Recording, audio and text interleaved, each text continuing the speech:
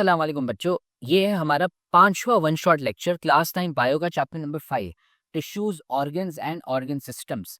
अगर आपने पूरे साल नहीं पढ़ा तो कोई टेंशन नहीं, ये 1 घंटे का लेक्चर हमने निकाला आपके लिए ताकि आप अपने एग्जाम की तैयारी कर सके और आप भी एग्जाम में टॉप मार सकें।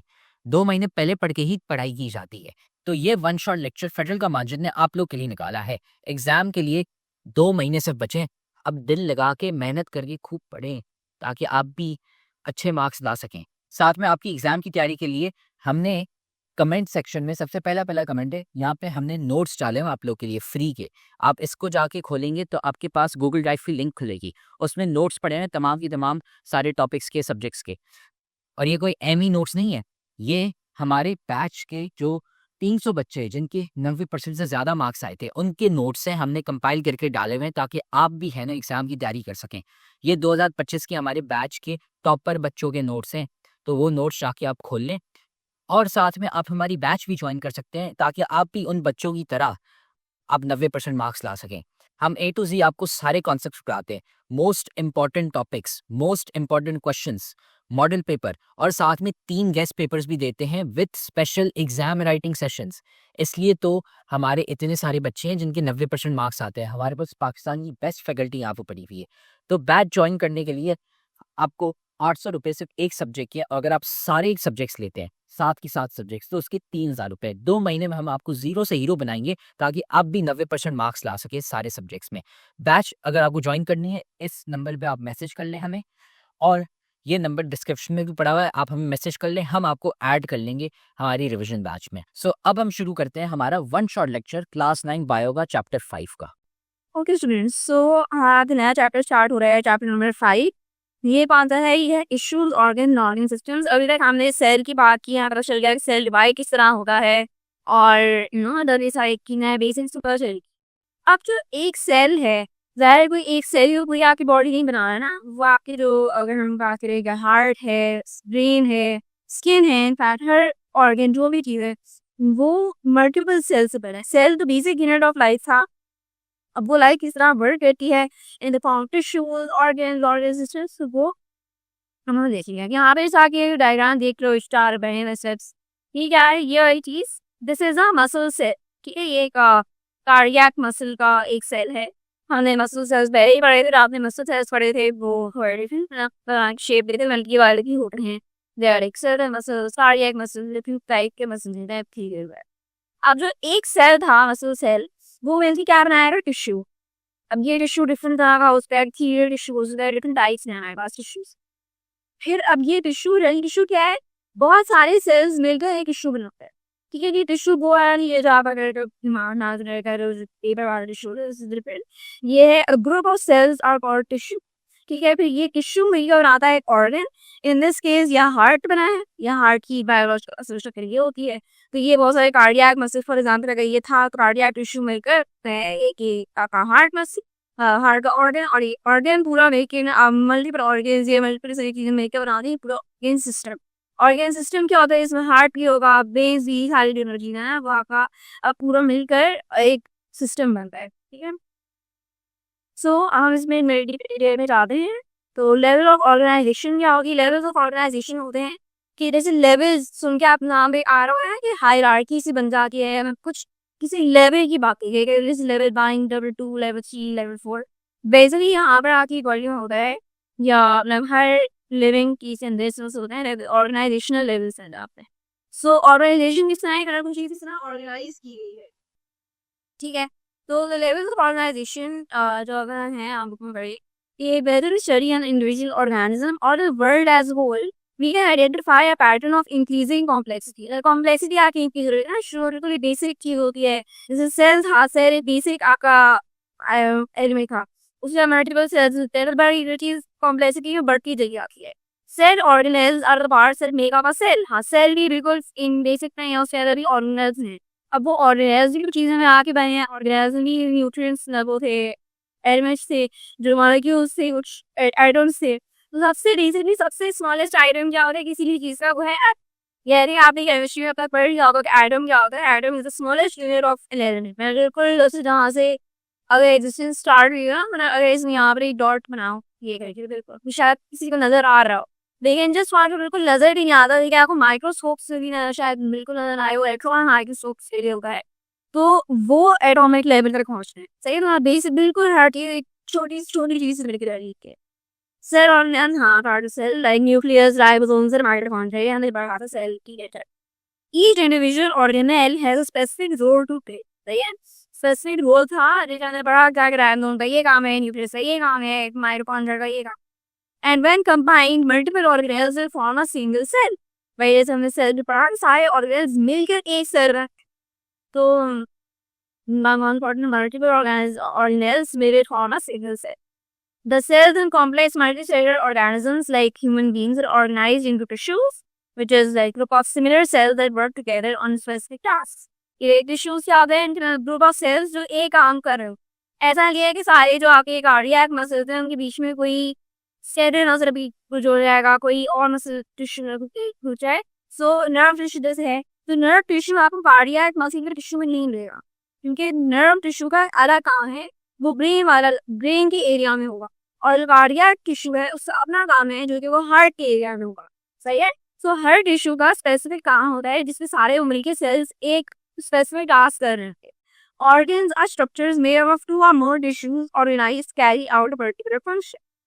Organs हैं, organs दो और उससे ज्यादा टिश्यू से मिलकर जो ड्राइंग होने आई की, जो कि मिलके कोई पर्टिकुलर काम कर रहा है, मतलब एक स्पेसिफिक काम है जो कि टिश्यूज मिलकर कर रहे हैं, वो ऑर्गन मिल जाएगा। जैसे कि एग्जाम्पल ऑफ ऑर्गन आपके पास हार्ट की है, एक एग्जाम्पल लंग्स की है, स्टमक की है, ब्रेन की है, यार इवन आपको पता है स्किन भी एक ऑर्गन है।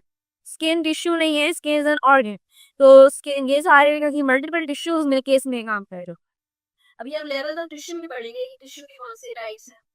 And those of organs which with related functions make up different organ systems. और जो different organs हैं, जो दो से ज़्यादा organs जो कि मिलकर एक ही पर्टिकुलर काम को ही नाम देना चाह रहे हैं, वो होते हैं organ systems। ठीक है, और उसको एक थोड़ा सा तरीके से देखते हैं। जैसे कि फॉर एग्जाम्पल अगर आपके पास नर्वस सिस्टम है, उसमें सेल क्या होगा, न्यूरॉन होगा, उसको मिलकर टिश्यू बनेगा, वो नर्व टिश्यू होगा।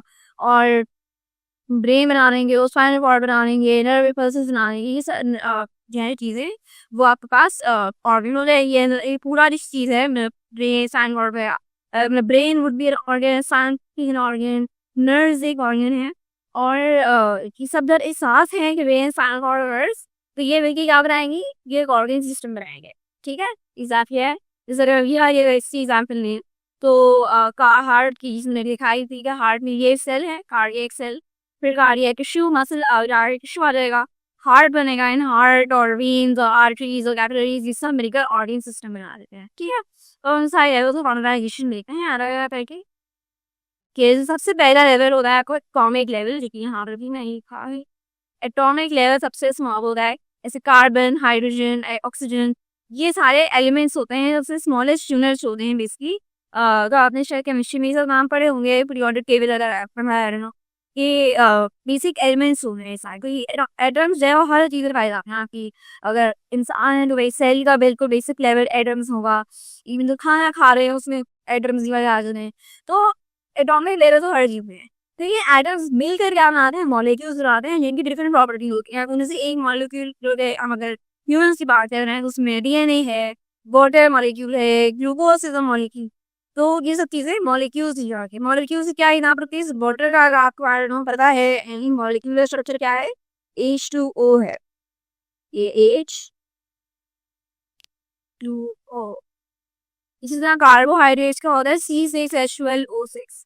तो ये मिलके एटम्स मिलकर ये H2O की एग्जाम्पल है उसमें दो हाइड्रोजन एटम्स हैं और एक ऑक्सीजन का एटम है। तो ये मिलकर क्या बना रहे हैं एक सिंगल मॉलिक्यूल। ठीक है, तो ये मॉलिक्यूलर टाइप होता है कि एटम्स मिलकर मॉलिक्यूल्स बनाए। तो यही मल्टीपल मॉलिक्यूल्स हैं वो मिलकर बनाते हैं ऑर्गेनेल्स। अब वो हम डिटेल में नहीं जाएंगे क्योंकि इसमें बनते हैं, केमिस्ट्री पढ़ रहे हैं, बायोलॉजी पढ़ रहे हैं। तो वो ऑर्गेनेल्स आपने देखा भी, न्यूक्लियस है, राइबोसोम्स हैं, लाइसोसोम्स हैं, ये सब क्या है, ऑर्गेनेल्स। तो बायोमॉलिक्यूल इस तरह से असेंबल होते हैं, वो ऑर्गेनेल्स बनाते हैं। जिस तरीके से हर चीज़ में अरेंजमेंट की बात है, क्योंकि ऑर्गेनेल्स तो सारे में ही है, लेकिन वो जिस अरेंजमेंट में है वो आपका डिपेंड करता है और ताकि वो उस तरह से ऑर्गेनाइज करें। जैसे फॉर एग्जाम्पल मॉलिक्यूल्स नहीं, यही कार्बन, हाइड्रोजन और ऑक्सीजन जो है, यही 3 एटम्स हैं जो कि आपके पास कार्बोहाइड्रेट बनाते हैं, जो ग्लूकोज बनाते हैं, और यही तीनों एटम्स हैं जो कि फैट्स को बनाते हैं, बस उनके अरेंजमेंट डिफरेंट। ठीक है, तो ऑर्गेनाइल लेवल हो गया। फिर आता है सेलुलर लेवल, कि सेल का जो बेसिक आपको पता है कि cell the smallest unit of life है, मगर सेल्स हैं नहीं तो membrane, cell wall, multiple organelles which often perform specific function, जैसे मसल सेल हो गया, स्किन सेल, न्यूरॉन, हार्ट ये सेल, एनीथिंग। ठीक है, फिर टिश्यू लेवल पर हम बात है, टिश्यूज क्या है, ये groups of cells with similar function, जैसे कनेक्टिव टिश्यू या मसल टिश्यू अगर है तो सारे वो सेल्स होंगे जो कि मसल सेल्स हैं। मसल सेल के अंदर आप देखी थी कि उस स्पेशलाइजेशन है और तब उन्हें डायग्राम देखी, राइट। तो ये मसल सेल्स जब बहुत सारे साथ मिल जाते हैं तो वो क्या बनाते हैं, मस्कुलर टिश्यू या हाँ वही कार्डियक टिश्यू है का, तो वो टिश्यू लेवल हो जाता है। फिर ऑर्गन आता है, ऑर्गन लेवल का 2 और more types of tissue grouping together to form an organ, सब चीजें मिलकर बनेगा है। तो वही फिर ऑर्गन लेवल जो आ गया, सिस्टम लेवल जो है, जो सिस्टम है आपका, क्या organ system is more of group of organs that perform related function. इसमें डाइजेस्टिव सिस्टम है, सर्कुलेटरी सिस्टम है, नर्वस सिस्टम है, एक्सक्रीटरी सिस्टम है, बहुत सारे सिस्टम आपकी बॉडी के हैं। ये सब चीजें सारे जो सिस्टम्स है ना, स्पेसिफिकली या अगले साल 10 क्लास में पढ़ेंगे, मतलब यहाँ बेसिक आपको फिर वर्षन दे कि ऑर्गन सारे डिफरेंट सिस्टम बनाते हैं। डाइजेस्टिव सिस्टम अगर है तो इसमें आप शायद सुना होना कि ओसोफेगस एक होता है, स्टमक होता है, स्मॉल इंटेस्टाइन, लार्ज इंटेस्टाइन, तो ये सारे डिफरेंट ऑर्गन्स मिलकर एक सिस्टम बना रहे हैं जो डाइजेस्टिव सिस्टम। ठीक है, देन यही सारे मल्टीपल सिस्टम जो हैं ये मिलकर क्या बनाएगा, ये ऑर्गेनिज्म बनाएगा। ऑर्गेनिज्म लेवल जो क्या ह्यूमन हुआ है, organism has several organ systems that function together. ठीक है, तो और जैसे ऑर्गेनिज्म के अंदर डाइजेस्टिव सिस्टम भी होगा, सर्कुलेटरी भी होगा, नर्वस सिस्टम भी होगा, रेस्पिरेटरी सिस्टम भी होगा, एक्सक्रीटरी सिस्टम भी होगा, सारे सिस्टम्स मिलकर हो जाते हैं टोटल बहुत सारे। ठीक है, is are clear? Now coming on to organs. Organs they are made of 2 or more types of tissues organized to serve a particular function. Now the organs heart, lungs, stomach, kidneys, skin, liver are made up of 2 or more types of tissues organized to serve a particular function. For example, the heart pumps blood, lungs bring in oxygen, eliminate carbon dioxide, and skin provides a barrier to provide protect internal structures on the external environment. Her organ का एक particular काम है। जो काम heart कर रहा है blood को पंप करने वाला, वो काम वो नहीं कर सकता, स्टमक कर रहा है। स्टमक क्या काम है कि फूड को डाइजेस्ट करना। और अगर स्किन काम कर रही है जैसे आपको एक फ्री इन्वायरमेंट से बैरियर प्रोवाइड करने वाला, वो काम लंग्स नहीं कर सकते, बिकॉज लंग्स का काम है कि ऑक्सीजन प्रोवाइड करे और कार्बन डाइऑक्साइड को हटाए। सही है, तो ये बात समझ आ गई। यही स्पेशलाइजेशन वाली बात है कि हर चीज़ का अपना अपना काम है। तो अब इसमें एग्जांपल्स देख लेते हैं हम, क्या क्या कौन से ऑर्गन की टाइप है। हार्ट है भाई, जो पंप्स करता है ब्लड, लंग्स ऑक्सीजन को लाते हैं, ऑर्गन लाते हैं, ये हो गया। Most organs in all 4 tissue types. अब ये टिश्यू टाइप्स है ना, यहाँ पे लिखा है 4 टिश्यू टाइप्स। ये कौन सी हैं? ये यहाँ पे थोड़ा सा ब्लर लिखा है, इससे यहाँ मैंने फर्स्ट केस बना लिया था, मगर इस यहाँ पे लिखा है inside of stomach is lined by epithelial cells which secrete mucus. Epithelial tissue कहाँ से होते हैं? जो कि ऑर्गन्स वगैरह को लाइन करते हैं। सही है, epithelial cells. Hydrofluoric acid and pepsin enzyme. Around the epithelial layer are layers of connective tissue. Connective tissue, second muscle, connective tissue, and smooth muscle. Along with glands, blood tissues support the tissue. Smooth muscle contracts to move food through the blood. Connective tissues, next है connective tissue. हाँ ये सही है. The tissues support tissues to the other mucosa and connect to the muscular layer. The blood supply of the submucosa provides nutrients to the wall of the stomach. Nervous tissue in the submucosa. Nervous की क्या है? Animation pumps. तो basically हर हिसाब दावा कहाँ होता है, यहाँ तो उन्होंने एग्जैक्टली सारा बताया है कि स्टमक की कहाँ पे है या हार्ट की कहाँ पे है, नर्वस टिश्यू के। तो बैक्टीरियल टिश्यू है जो सारे ऑर्गन्स को लाइन करता है। अगर स्टमक है तो स्टमक के ऊपर लाइनिंग होगी, जो म्यूकस वगैरह वाली लाइनिंग होती है, बैक्टीरियल टिश्यू। हार्ट के ऊपर लाइनिंग होती है बिकॉज हार्ट प्रोटेक्ट होती है, लंग्स ऊपर प्रोटेक्टिव लाइनिंग होती है। कनेक्टिव टिश्यू क्या होता है कि सपोर्ट करता है और बाइंड करता है, बेसिकली मसल्स का बनाता है कि इसमें layers of connective tissue and smooth muscle, जैसे ब्लड वेसल्स हैं, ग्लैंड्स हैं, इन सब के ऊपर कनेक्टिव टिश्यू के आगे वो मूव कर सके, सपोर्ट करे। फिर मसल वाली लेयर होती है मस्कुलर लेयर, मसल टिश्यू लेकर मूवमेंट सपोर्ट फैसिलिटेट कर दिया है। और नर्वस टिश्यू आपका होता है मेडिकेशन में है और नर्वस टिश्यू का ये मतलब नहीं है कि सिर्फ ब्रेन में होगा, ये हर आपके ऑर्गन के आसपास नर्वस टिश्यू भी होते हैं ताकि कम्युनिकेशन उन जगहों से भी हो सके। जैसे फॉर एग्जाम्पल आपके स्टमक में नर्वस टिश्यू अगर है तो वो फिर ब्रेन को सिग्नल्स देगा कि अब इंसान फुल हो चुका है, मजीद हमें नहीं खाना या अभी भूख लग रही है, खाना चाहिए। इस तरह के जो सिग्नल्स देने आ रही जो आपको मतलब कम्युनिकेशन करने के लिए नर्वस टिश्यू। यहाँ पे एग्जाम्पल दे देते हैं। For example, in the case of stomach, all four tissues are present. Epithelial tissue lines the inner lining of the stomach. Connective tissue is found in the wall of the stomach, which provides strength by containing blood vessels. Muscle tissue is also in the layering of walls. Small muscle. Nervous tissue controls the secretion of digestive substances in different substances. Basically, stomach का काम क्या हो रहा है मेरी, तो उसने food digest करना है।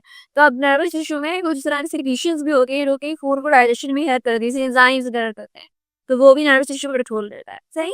Now coming on to organ systems. Organ system क्या है, जब मल्टीपल ऑर्गन्स मिलके काम करते हैं तो वो ऑर्गन सिस्टम कहलाता है। जैसे फॉर एग्जाम्पल हार्ट है, ब्लड वेसल्स है, ये सब मिलके कार्डियोवैस्कुलर सिस्टम बना रहे हैं। तो और वो ट्रांसपोर्ट करते हैं ऑक्सीजन को और न्यूट्रिएंट्स को पूरी बॉडी के अंदर। There is another example of the respiratory system which brings oxygen into the body and gets rid of the carbon dioxide.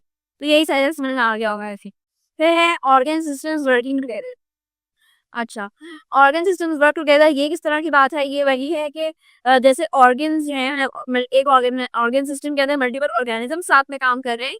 अब एक ऑर्गेनिज्म के अंदर ऑर्गन सिस्टम सारे मिलके काम करते हैं, ठीक है। जैसे कि ताकि वह आपकी फंक्शंस पूरे हो सकें। ऐसा नहीं होता कि एक दिन अगर रेस्पिरेटरी सिस्टम काम कर रहा है तो सर्कुलेटरी नहीं करेगा, डाइजेस्टिव सिस्टम नहीं काम करेगा। ये सारी चीजें एक साथ हो रही होती हैं। हम सिर्फ अपनी ईज के लिए ये दोनों को अलग अलग पढ़ते हैं, ये सारे ऑर्गन सिस्टम को अलग अलग पढ़ते हैं ताकि हमें समझ में आ सके, वरना ये सब चीजें एक साथ ही काम करते हैं, तो सारे ऑर्गन सिस्टम्स एक साथ में ही वर्क कर रहे होते हैं। जैसे फॉर एग्जाम्पल, अगर मैं यहाँ पे आपकी बुक में जो एग्जाम्पल दी गई है वो रेस्पिरेटरी सिस्टम और सर्कुलेटरी सिस्टम की दी हुई है। तो वो ये है कि रेस्पिरेटरी सिस्टम जो है वो कौन सा होता है, ऑक्सीजन को लेता है, ऑक्सीजन प्रोवाइड करता है और कार्बन डाइऑक्साइड को बॉडी से निकालता है। और सर्कुलेटरी सिस्टम का काम क्या है कि सारी ऑर्गन्स तक पूरी बॉडी में ब्लड वो पहुंचे जिसके अंदर ऑक्सीजन हो। तो ये दोनों मिलके काम इस तरह करते हैं कि ये जो सर्कुलेटरी सिस्टम है वो लंग्स से, जो रेस्पिरेटरी सिस्टम है उनसे ऑक्सीजन कलेक्ट करता है और फिर पूरी बॉडी में जाकर ऑक्सीजन वाला ब्लड। सही है। सो रेस्पिरेटरी यहाँ पे हम पढ़ लेते हैं, बुक में क्या लिखा है। So we're going to close it together to deliver oxygen to cells and get rid of the carbon dioxide that these cells produce. The circulatory system picks up oxygen in the lungs and drops it off in the tissues, then performs the reverse function for carbon dioxide. The lungs expel the carbon dioxide and bring in new oxygen-containing air.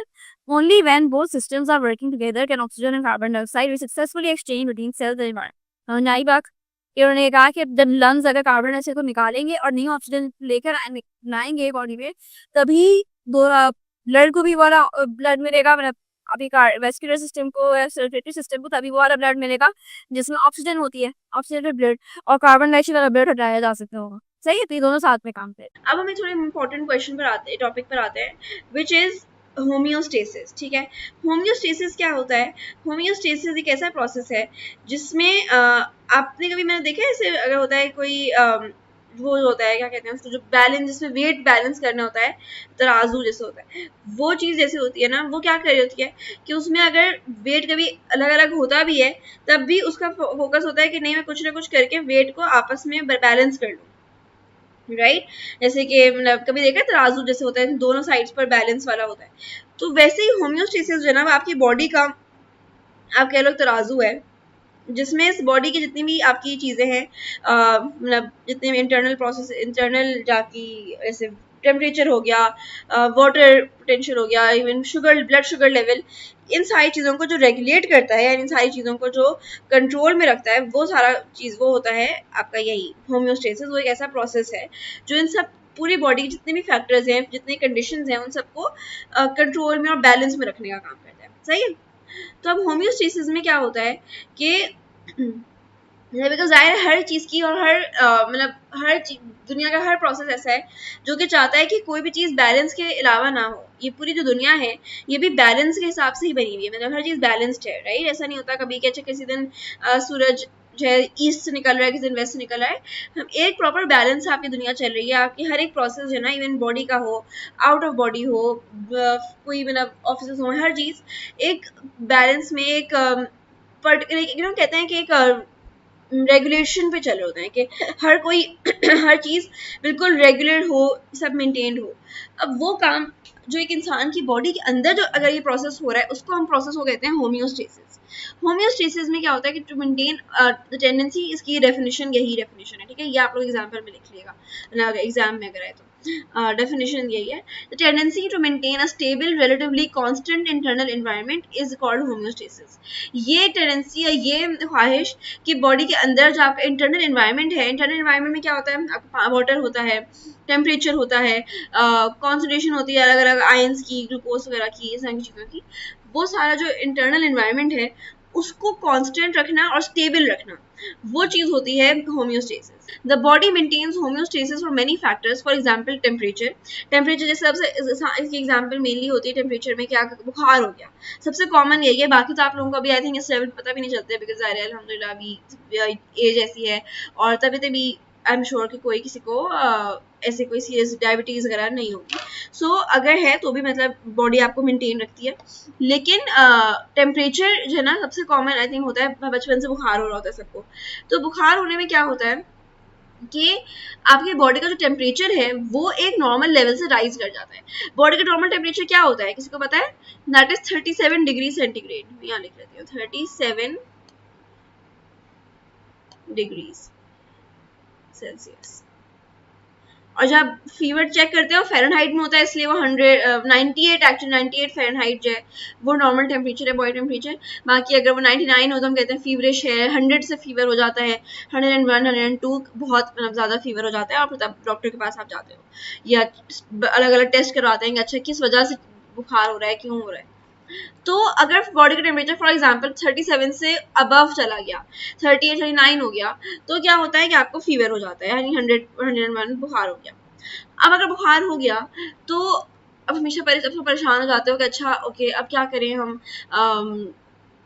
थोड़ा सा एक आध दिन थोड़ा बुखार रहता है, ठंडी पट्टियाँ भी कर रहे हैं, लेकिन एक्चुअली वो जो बॉडी का टेम्परेचर कंट्रोल होने वाली चीज़ हो रही होती है, आप भले जितनी भी मतलब ठंडी पट्टियाँ लगा लें अपनी बॉडी पर, कुछ भी कर लें, दवाइयाँ येस दे डू इम्पैक्ट, मगर एक्चुअली ये आपकी बॉडी खुद ही उसको जितने भी अंदर के ऑर्गन्स हैं, अंदर का जो टेम्परेचर है, वो सब चीज़ें होम्योस्टेसिस खुद ही उनको कंट्रोल कर लेता है, ठीक है। अनलेस कि मैंने अब बहुत ज़्यादा तेज़ बुखार ना हो जाए या कोई अलग रीज़न जैसे मलेरिया वगैरह सब की चीज़ें अगर नहीं है, तो यूजुअली जो नॉर्मल फीवर होता है छोटा सा, वो एक आध दिन में ख़त्म हो जाता है और वो खुद ही से हो जाता है, उसमें दवाइयाँ लेने की भी ज़रूरत नहीं होती, बिकॉज वो आपकी बॉडी कंट्रोल अपने आप को खुद ही से, उसके अंदर इतनी एबिलिटी होती है कि वो एक मेंटेन कर पाए एक स्टेबल एनवायरनमेंट, सही है। सो अब ये अगर टेम्परेचर का हो गया तो वो आपने मेंटेन कर लिया कि बहुत तेज़ ना हो, और अगर बहुत तेज़ हो गया तो वापस से 37 पर ले आए। अगर 37 से कभी कभार कम चला जाता है, ये भी होता है, ऐसा नहीं है कि सिर्फ बुखार ही हो रहा होता है, यानी टेम्परेचर ज़्यादा ही हो रहा है, कभी कभार टेम्परेचर कम भी हो जाता है अगर आपके मतलब और मेडिकल कंडीशन कोई हो जाए,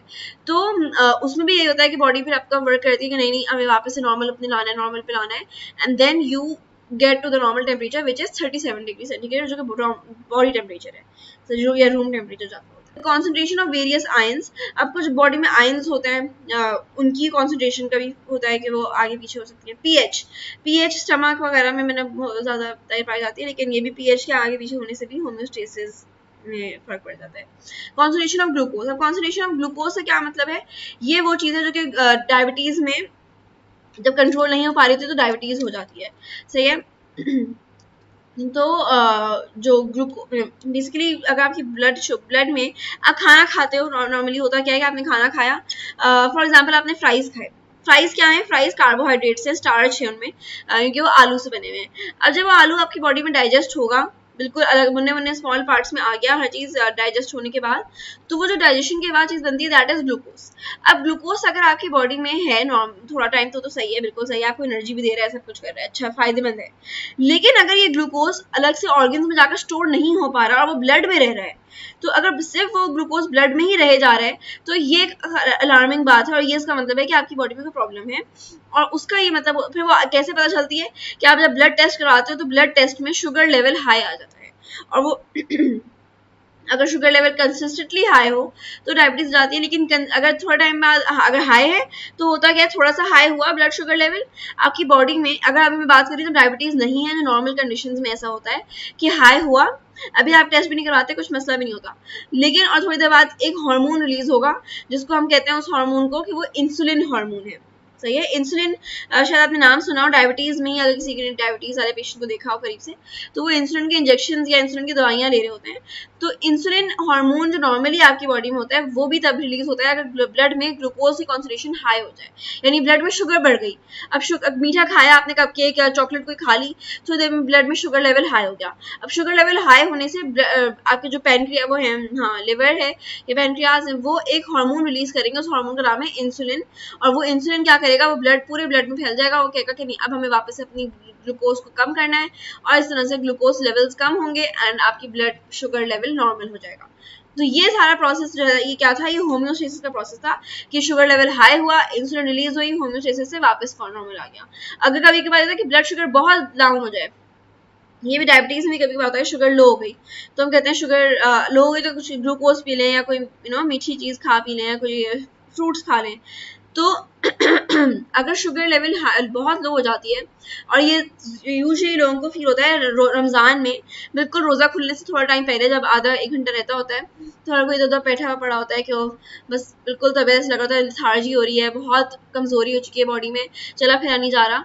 क्यों होते हैं वो? क्योंकि आपकी शुगर लेवल कम हो जाता है ब्लड में से, और जब शुगर लेवल कम होता है तो आपकी बॉडी रिलीज करती है एक और हार्मोन जिसका नाम होता है ग्लूकागॉन। अभी आप फिक्र नहीं करेगा इन नामों पे हम नहीं जा रहे, नाम बाद में हम पढ़ेंगे जब हम ये टेम्परेचर रेगुलेशन और शुगर लेवल पढ़ेंगे, तो हम उस टाइम पे ये बात कर लेंगे, लेकिन अभी आपको बस ऐसे ही समझाने के लिए बता रही हूँ। तो ग्लूकागॉन रिलीज हुआ, एक नया हार्मोन रिलीज हुआ, वो हार्मोन रिलीज होने से आपकी बॉडी में शुगर लेवल थोड़ी जहाँ पे स्टोर थी ना, मतलब आपको पता है ना ग्लूकोज वगैरह जो खाना खाते हैं आप, थोड़े के सारा खाना पीना खाकर एनर्जी मिल गई, जो बचा वो सारा बॉडी से बाहर निकल आया, ऐसा नहीं होता।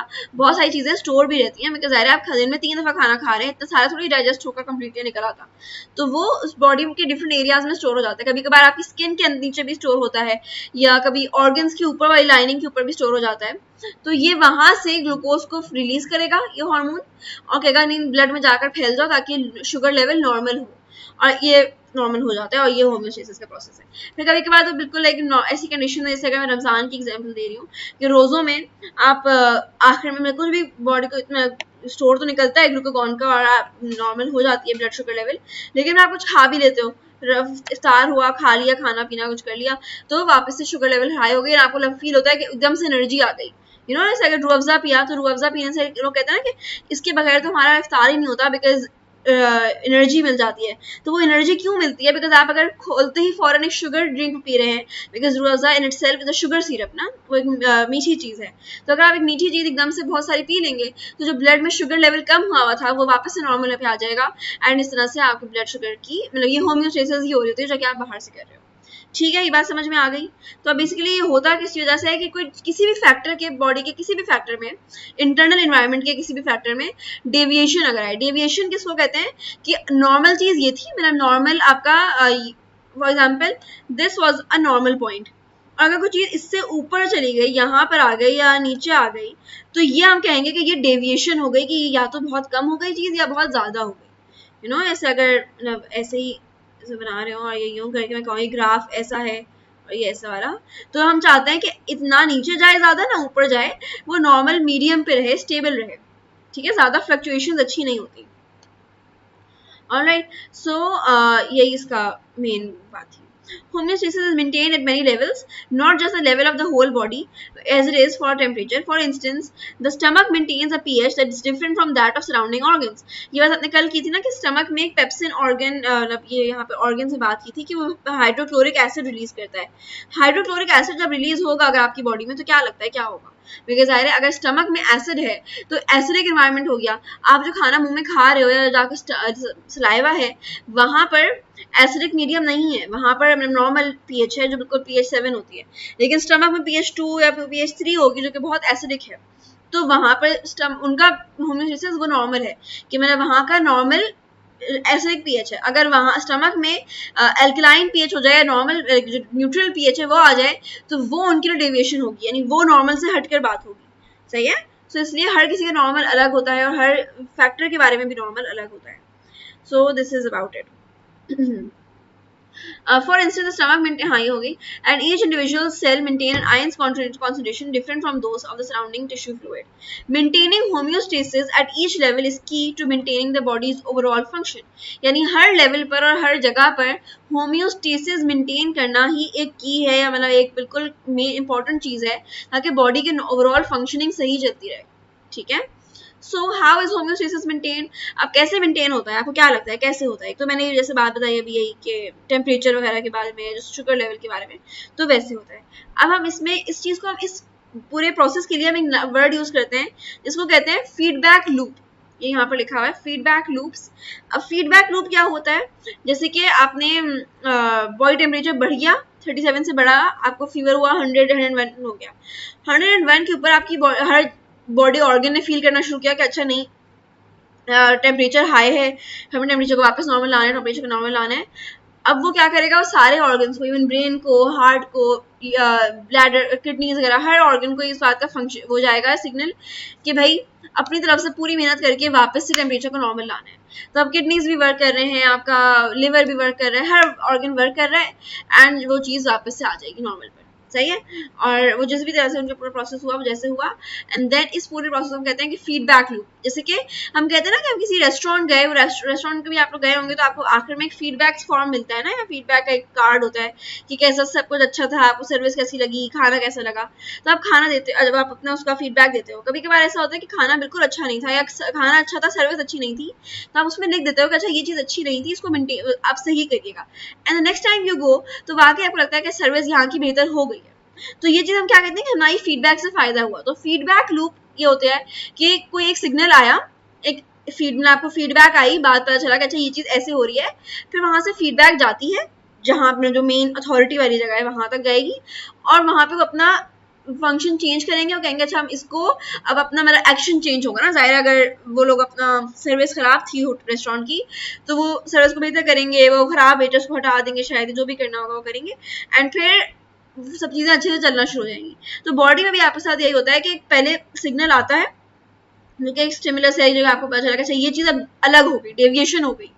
डेविएशन के लिए अब फीडबैक जाएगी कि अच्छा इसको वापस नॉर्मल पर लाना है, और नॉर्मल पर लाने के लिए बाकी सब काम करेंगे और वापस से नॉर्मल पर आ जाएगा. तो ये लूप की तरह से पूरा फीडबैक लूप चल रहा होता है. ठीक है. Is this clear students? Any questions? आप यहाँ पर हम देख लेते हैं. Like those of your body are constantly being pushed away from their balance points. For instance, when you exercise में क्या होता है कि आपके जो मसल्स हैं उनमें बहुत ज़्यादा हीट प्रोडक्शन बढ़ जाती है. ठीक है. और आपका बॉडी टेम्परेचर बढ़ जाता है. ऐसा कभी भी ना हुआ है आप एक्सरसाइज किए हो या जिम गए हो तो आपको लगा कि आप वहाँ से निकलते हो, जब एक्सरसाइज खत्म की हो जैसे लग रहा है कि भाई बुखार हो रहा है, लेकिन असल में बुखार नहीं होता, आपका टेम्परेचर बहुत बढ़ा हुआ होता है. तो यू फील लाइक भाई हम बहुत स्वेटिंग कर रहे हैं, बहुत गर्म फील कर रहे हैं बॉडी. तब क्या करें, फिर आप जाकर तो शावर लेते हो, आप ठंडा पानी पी लेते हैं, कुछ कर लेते हैं, एंड देन टेम्परेचर आपका वापस से सही हो जाता है. Alright. Similarly, when you drink a glass of fruit juice, your blood glucose goes up. Homeostasis is the ability of your body to detect and oppose these changes and work to maintain balance points. यानी कि जो आपकी homeostasis है उसमें यही होता है कि वो बॉडी आपको डिटेक्ट करती है ये सारे चेंजेस, और उनको फिर बताती है कि वापस से हमें बैलेंस पर लेकर आना है चीज़ों को. अब टेम्परेचर रेगुलेशन आ जाता है. अब टेम्परेचर रेगुलेशन जैसे अगर मैं नॉर्मली बात करूँ तो अगर हम बहुत गर्मी लग रही होती है, आप अपने आप पे रख कर देखें, या ये गर्मी बहुत होगी, या शायद आप स्पोर्ट्स अभी खेल के आए हैं स्कूल में पीई क्लास के बाद जो हो गया है फिजिकल स्पोर्ट्स क्लास की, उसमें आपने बहुत पूरा 1 घंटा जो है ना बहुत फुटबॉल खेल लिया, कोई भी गेम खेला, एंड आप बहुत ज्यादा गर्म फील कर रहे हैं, बॉडी बहुत गर्म हो रही है, गर्मी लग रही है. जब गर्मी लग रही है तो क्या करते हैं, बेहतर ये है कि पंखे के नीचे फौरन ना खड़े हुआ करें, लेकिन फिर क्या स्टूडेंट्स कर लेते हैं, ठीक है मतलब सही है, ठीक है.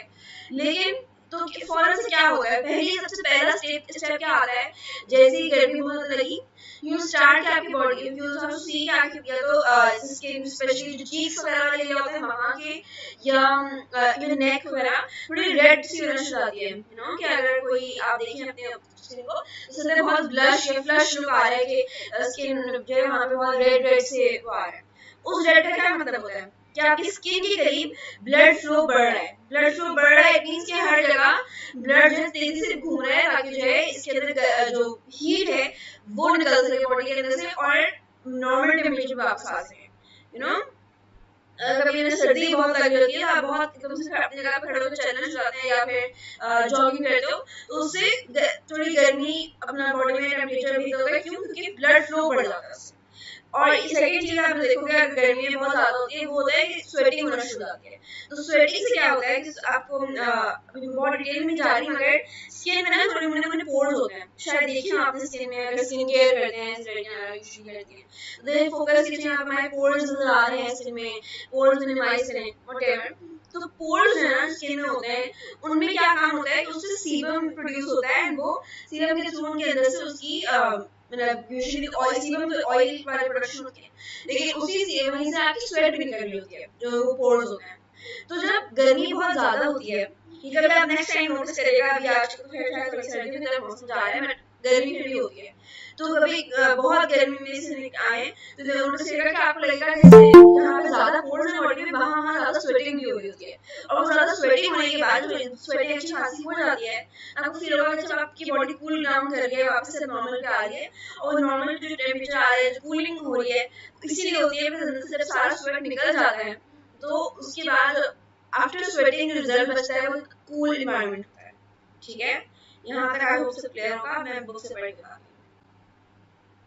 अभी हम इसके बारे में और भी एग्जांपल्स जरा मैं डिस्कस करूंगी तो आपको क्लियर हो जाएगा। तो अभी इतना याद रखिए कि हर जगह का अलग नॉर्मल होता है और सब होम्योस्टेसिस कोशिश ये करता है कि हर चीज को अपने उसके नॉर्मल पर ही रखे। तो अगर स्टमक का पीएच इज लो तो वहाँ का पीएच लो रहेगा। आपकी बॉडी में जो ब्लड ग्लूकोज लेवल है वो एक नॉर्मल रेंज होना चाहिए, यानी ना ज्यादा हाई हो ना ज्यादा कम हो। तो जिस लेवल पर है वहीं पर रहेगा और उसको मेंटेन करना इज मेंटेन लाइक वो चीज ये मेंटेन करता है कि ज्यादा हाई भी ना हो ज्यादा कम भी ना हो। और टेम्परेचर थर्ड फैक्टर है, टेम्परेचर के बारे में हम पढ़ते हैं यहाँ से। तो मैंने डिस्कशन तो की थी, अब हम और पढ़ते हैं। If you get either too hot or too cold, sensors in the periphery and the brain tell the temperature regulation center of your brain in a region called the hypothalamus. ठीक है, अब ब्रेन में ना आपके पास एक area होता है जिसको हम कहते हैं हाइपोथैलेमस। हाइपोथैलेमस के नाम याद रखना है, एमसीक्यू जरा में आ सकता है।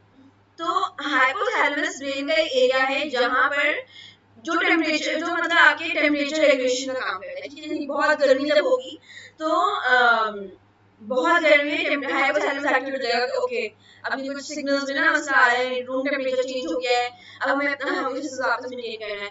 तो ये हाइपोथैलेमस ये काम कर रहा होता है कि ये आपको ब्रेन को बता रहा होता है टेम्परेचर रेगुलेशन के बारे में कि अच्छा अब बहुत सर्दी हो गई तो अब वापस मेंटेन कर लो, अब बहुत गर्मी हो गई तो वापस मेंटेन कर लो। तो ये काम हाइपोथैलेमस कर रहा होता है। The temperature has stayed from the set point. यानी कि ये बता रहा होता है हाइपोथैलेमस कि टेम्परेचर जो है वो अपनी जगह से लेकर अपने नॉर्मल पॉइंट से हट चुका है। For instance, if you have been exercising hard, your body temperature can rise above its set point. यानी कि body temperature बढ़ गया एक्सरसाइज करने के बाद, वर्कआउट करने के बाद बढ़ गया temperature, and you need to activate mechanisms that cool you down. अब मैकेनिज्म आप क्या एक्टिवेट करेंगे जो आपको ठंड कर सकें। अब वो क्या होगा, blood flow to your skin increases to speed up heat loss to your surroundings and you might start sweating. The expiration of sweat from your skin can help you cool off. Heavy breathing can also increase heat loss. सही है, तो ये कुछ तरीके हैं जिनसे आपकी heat loss बढ़ता है और टेम्परेचर रेगुलेशन होती है। अब मैंने एक बात की ब्लड फ्लो वाला समझाया कि ब्लड फ्लो कैसे होगा, बिकॉज अगर गर्मी बहुत ज्यादा है और बिकॉज ब्लड आपका starts to warm up तो पूरी बॉडी के अंदर ब्लड जो है फ्लश करेगा, बिकॉज वो ब्लड ज्यादा फ्लो करेगा बॉडी में ज्यादा प्रेशर बढ़ जाएगा। तो आपका हर जैसे स्किन जो स्पेशली जो स्किन आपकी फेस वाली स्किन होती है वो थोड़ी सेंसिटिव होती है, वो ज्यादा थोड़ी ट्रांसलूसेंट होती है। तो वहां पर आपको फेस नजर आना शुरू होता है कि थोड़ी रेड रेड हो गई है स्किन, या ये नेक के अराउंड में कुछ लोगों को लगता है कि बहुत रेड आ गया है, वो इसलिए होता है कि वहां पे ब्लड फ्लो बढ़ गया होता है। और स्पेशली कुछ लोगों की ना बहुत आपको लगता है कि पतली स्किन है व्हिच इज ये है उनकी वेन्स है बहुत ज्यादा नजर आ रही है। जब ऐसा कोई केस होता है तो उसमें स्पेशली ब्लड जो है ना ज्यादा फ्लो करता है तो आपको नजर बहुत आ रहा है उनकी वेन हाथ वगैरह हर जगह रेड हो जाती है। और वो रेड होने का यही मतलब होता है कि अंदर से ब्लड फ्लो बढ़ गया है ताकि हीट लॉस हो सके, बिकॉज ब्लड ज्यादा फ्लो करेगा तो हीट जो है सराउंडिंग्स में निकलेगी और वो अंदर इतनी कंटेन नहीं रहेगा। जब सराउंडिंग में निकल जाएगी तो आपके अंदर से कूल डाउन हो जाएगा। और स्वेटिंग में यही होता है ये स्वेटिंग में स्वेट इवैपोरेट हो जाती है स्किन से और आप ठंडा अंदर से फील करते हैं। How does this work? First, high temperature detected by sensors, यानी जो सेंसर्स हैं वो देखेंगे अच्छा टेम्परेचर हाई हो गया है।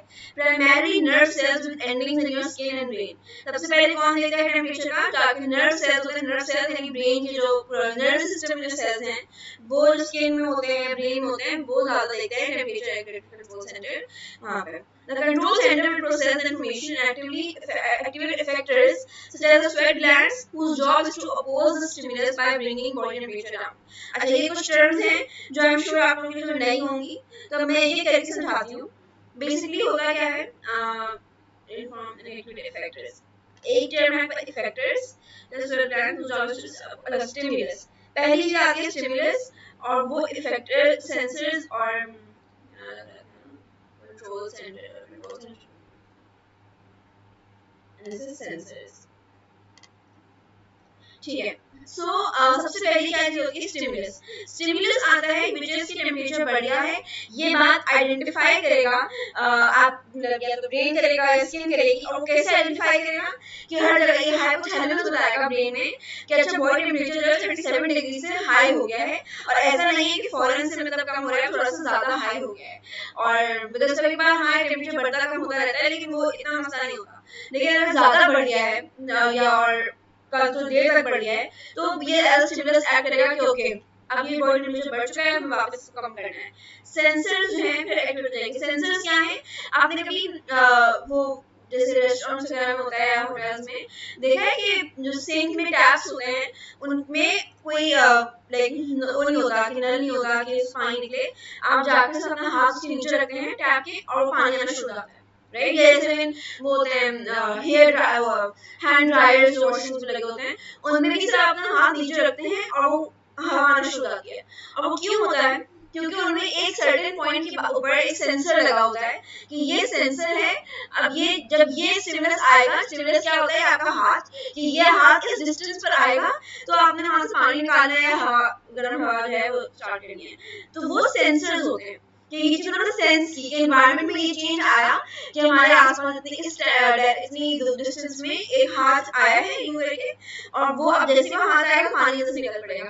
तो ये सेंसर हुआ। सेंसर क्या होता है? वो स्टिमुलस को डिटेक्ट करता है और स्टिमुलस डिटेक्ट करने के बाद उसके ऊपर एक्शन लेता है। तो यहाँ पर आपकी बॉडी में क्या सीन है कि सेंसर्स जो हैं वो होते हैं नर्व सेल्स।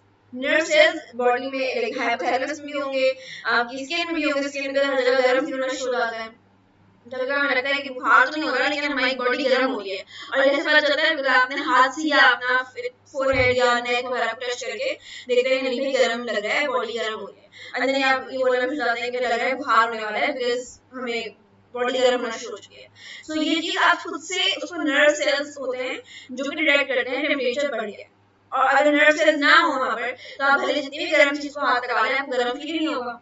तो इसलिए सेंसर्स होना जरूरी है। सेंसर्स क्या करते हैं? डिटेक्ट करते हैं, वो सेंस करते हैं। अच्छा, ये सेंसर्स मैंने पहले सेंस से निकला है ना वर्ड। सेंसर्स हमारे पास कितने होते हैं? 6 सेंसर्स होते हैं, sight, smell, touch, hearing and taste. ये 5 सेंसर्स में, यहाँ 6 सेंस अलग होता है। दीज आर 5 सेंसर्स जो कि तो इन 5 सेंसर्स के अराउंड अगर कोई चीज डिटेक्ट की जाती है तो वो सेंसर्स करते हैं। सही है बात समझ आ रही है? Primary nerve cells ending in skin and brain. फिर क्या होता है? और ये जो है सेंसर्स ये इस इंफॉर्मेशन को लेके चले जाते हैं कहाँ पे? कंट्रोल सेंटर में। कंट्रोल सेंटर क्या करता है? यही इंफॉर्मेशन कि अच्छा टेम्परेचर बढ़ चुका है, इस चीज को वो करता है, इस बात को प्रोसेस करेगा, बिकॉज कंट्रोल सेंटर है। मैंने कंट्रोल सेंटर कहीं भी होगा, कोई मेन प्रिंसिपल का ऑफिस या कोई चीज, वो उससे बात सुनी, इंफॉर्मेशन आई उसके बाद, अच्छा ये चीज मसला हो गया है हमारे पास, यहाँ पे अब कोई परेशान कुन बात आ गई है, अब वो इफेक्टर्स को एक्टिवेट करेगा। तो कंट्रोल सेंटर ने क्या किया? अब कंट्रोल सेंटर हमारी बॉडी के केस में कौन है? हाइपोथैलेमस है। हाइपोथैलेमस ने बात इंफॉर्मेशन को प्रोसेस किया, अच्छा टेम्परेचर बढ़ चुका है 37 डिग्री से 38 से 39 डिग्री हो चुका है, अब अपना एक्शन लेना है। और वो एक्शन कैसे लेते हैं?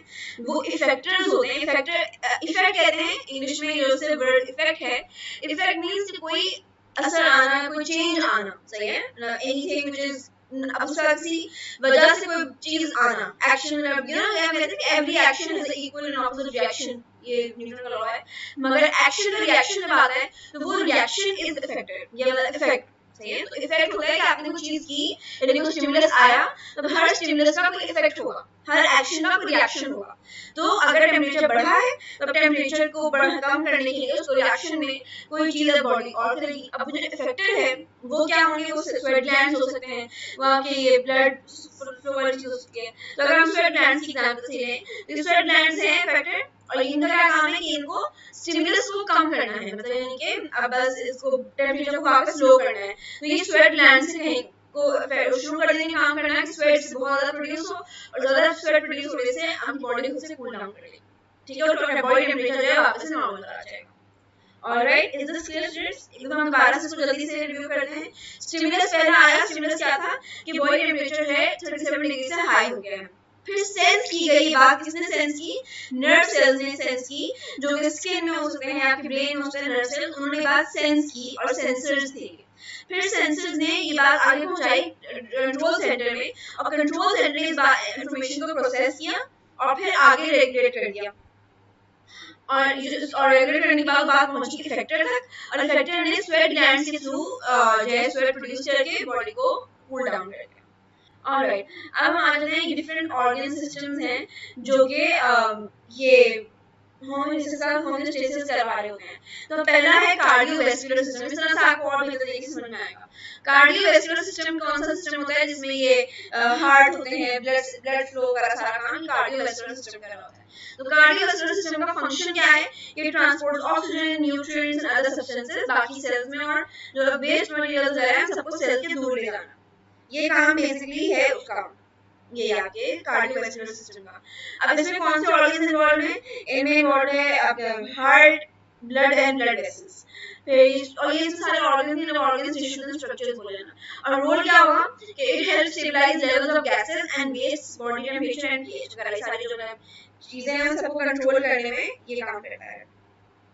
Alright, next lymphatic system. Lymphatic system वो है जो कि जो फ्लूइड्स वगैरह होते हैं ना बॉडी के, जब डिजीज वगैरह हो सबसे लड़ने में काम आता है, तो ये वाली चीजें ये आपका सी कर रहा होता है लिम्फेटिक सिस्टम।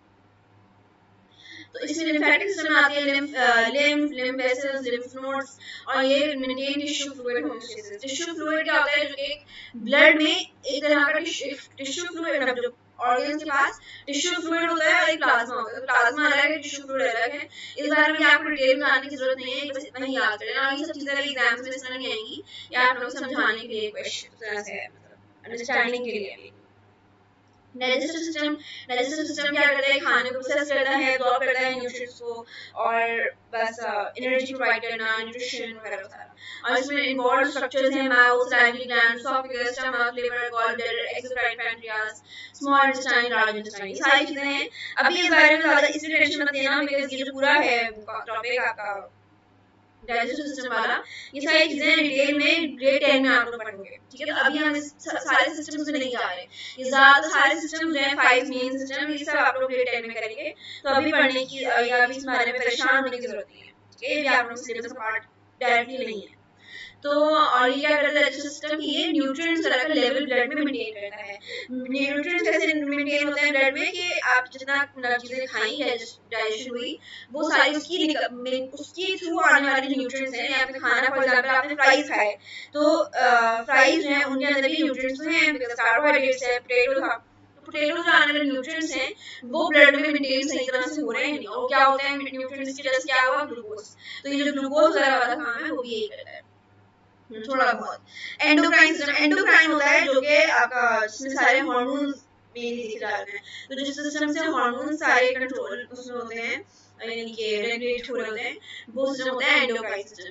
तो it provides communication with in the body via hormones and directs long-term change in their organ systems to maintain homeostasis. तो इसमें एंडोक्राइन में कौन से हैं? Pituitary gland, pineal gland, thyroid, parathyroid, pancreas, adrenal, testis, ovaries.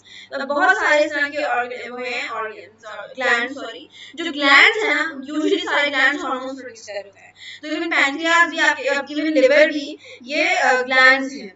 तो इनमें से जो प्रोड्यूस होती है दैट इज कॉल्ड हार्मोन। तो ये क्या करते हैं, मेंटेन्स बैलेंस, हाँ, maintains balance of many blood components like glucose, water, calcium.